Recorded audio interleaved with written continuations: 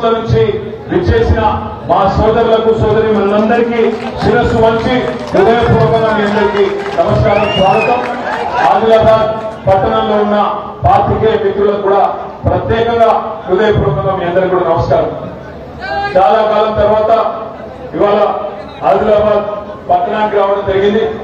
మీ అందరికీ కూడా స్వాగతానికి ఇక్కడికి వచ్చిన సందర్భంగా మీరు ఇచ్చిన స్వాగతానికి హృదయపూర్వకంగా ధన్యవాదాలు. హృదయపూర్వకంగా మీ అందరికీ కూడా నమస్కారాలు. ఆదిలాబాద్ పార్లమెంట్ పరిధిలో కేసీఆర్ గారు ఈ రోజు కాదు, ఒక 4 నెలల కిందటే అభ్యర్థిని ఖరారు చేసినారు. ఆనాడు శాసనసభ ఎన్నికల్లో ఆసిఫాబాద్ లో సిట్టింగ్ ఎమ్మెల్యేగా ఆత్రం సక్కు గారు ఉండే, కానీ ఎన్నికల్లో ఆ రోజున్న పరిస్థితులు, అప్పుడున్న వాతావరణం వల్ల సక్కు గారిని పిలిచి కేసీఆర్ గారు ఒకటే మాట చెప్పినారు, అన్నా మీరు సీనియర్ శాసనసభ్యులు పెద్దలు, మరి మీలాంటి వారు పార్లమెంట్ లో ఉంటే పార్టీకి లాభం జరుగుతుంది, తెలంగాణ రాష్ట్రానికి లాభం జరుగుతుంది.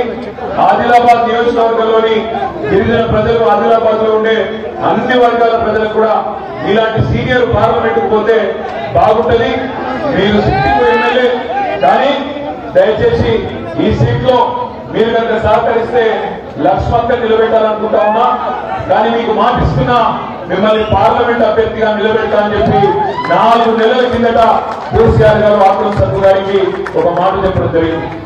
ఇవాళ అధికారంలో లేకపోయినా కొంతమంది నాయకులు అక్కడ ఇక్కడ అధికారం పోగానే తమ తమ దారులు వెతుక్కుంటూ వదిలిపోయినా, ఇవాళ ఒక గిరిజన బిడ్డ, ఒక ఆదివాసీ బిడ్డ, ఒక టీచర్ గా తన ఉద్యోగ జీవితాన్ని ప్రారంభించి ఒక సామాన్యుడిగా రాజకీయాల్లో అడుగుపెట్టి సీనియర్ శాసనసభ్యుడిగా 2 సార్లు గెలిచి మరి మొన్న పార్టీ ఆదేశం మేరకు పక్కకు తప్పుకున్నా, ఇవాళ ఏ ప్రలోభాలకు లొంగకుండా, ఎవరు ఎన్ని చెప్పినా వినకుండా కష్టంలో కూడా నేనున్నా అంటూ ఈ రోజు పార్లమెంట్ అభ్యర్థిగా ముందుకు విచ్చేసిన ఆత్రం సక్కు గారికి ఒకసారి గట్టిగా చప్పట్లతో అభినందనలు. మంత్రి పదవులు చేసిన వాళ్ళు, పెద్ద పెద్ద పదవులు చేసిన వాళ్ళు కూడా జారుకుంటా ఉన్నారు.